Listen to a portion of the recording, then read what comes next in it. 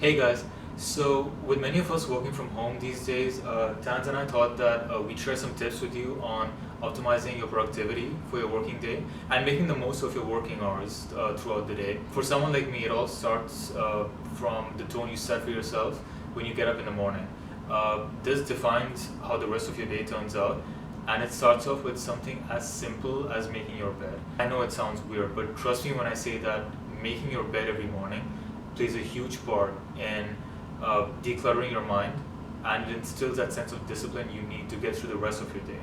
So there's this famous saying from a few years ago by Admiral William McRaven of the United States Navy, and basically he was delivering a commencement speech to students at the University of Texas in Austin, and he was conveying to them the importance of something as basic as making your bed every single morning. What he was saying was, by making your bed every single morning, you will essentially have completed the first task of the day. And this essentially triggers a chain reaction of completed tasks throughout the day. It gives you that sense of pride and accomplishment that you've completed one thing after the next. And another thing that he was also stressing in the same speech was the importance of the little things in life. If you can't make time to take care of something as simple as making your bed every single morning, then there's no way that you'll prioritize the bigger things in life. Ensure that you have a working morning routine.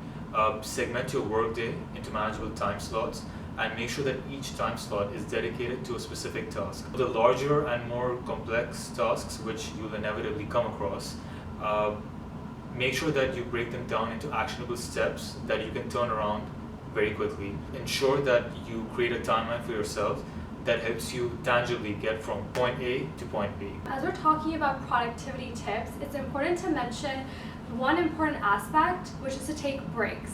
I'll go into the study soon, but the most productive people actually work smarter, not harder. They work in short spurts of intense productivity, and then they let it all go and they take those breaks.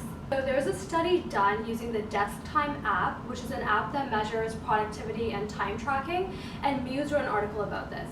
And what they found was the top 10% of productive people, actually there was this one glaring habit that they all had. For every 52 minutes they worked, they took 17 minutes as a break.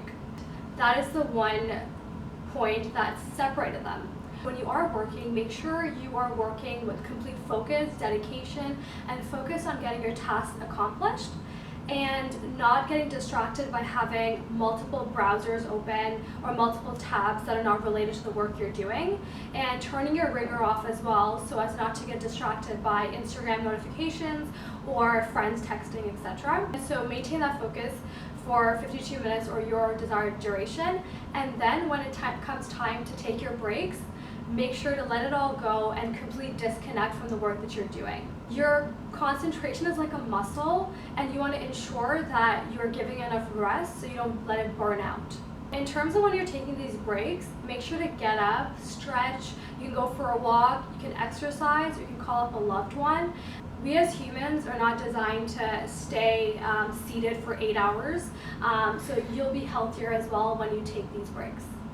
So the next points are centered around sleep. So one of them is to maintain a set sleep schedule, and the second is to wake up earlier. In terms of what I mean by setting a sleep schedule that's consistent, is that instead of one day sleeping at 12 a.m. and the next 1 a.m. and the next 2 a.m., which can throw off the balance of your body, and studies have shown with people with inconsistent sleep patterns actually do hit the snooze button more.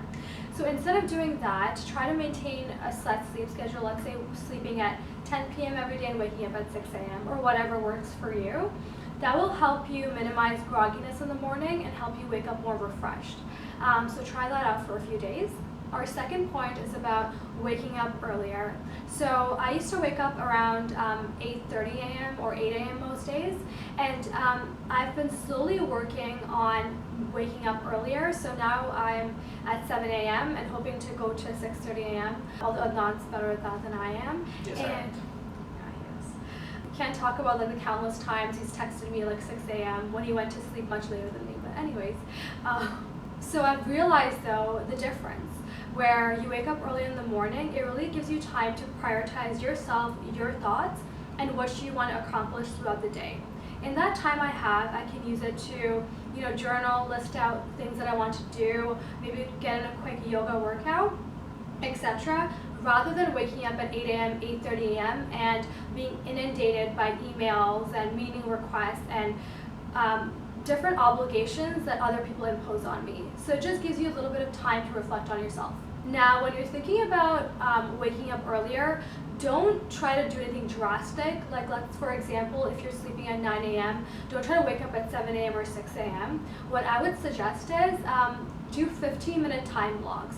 So if you're waking up at 9 a.m., try waking up at 8:50 or 8:45 a.m. and gradually work your body through the process, because you don't want to do the 2-hour earlier waking up and then end up hating the process and getting completely discouraged.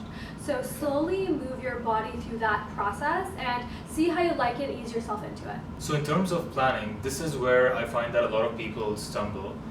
What I would recommend is getting into this active mindset of planning for the day ahead. Make sure that you map out a timeline for the next day and create a bullet point list if necessary. This will ensure that you're not scrambling after a billion different things in a billion different directions when you get hit by emails or phone calls or meeting requests the following morning.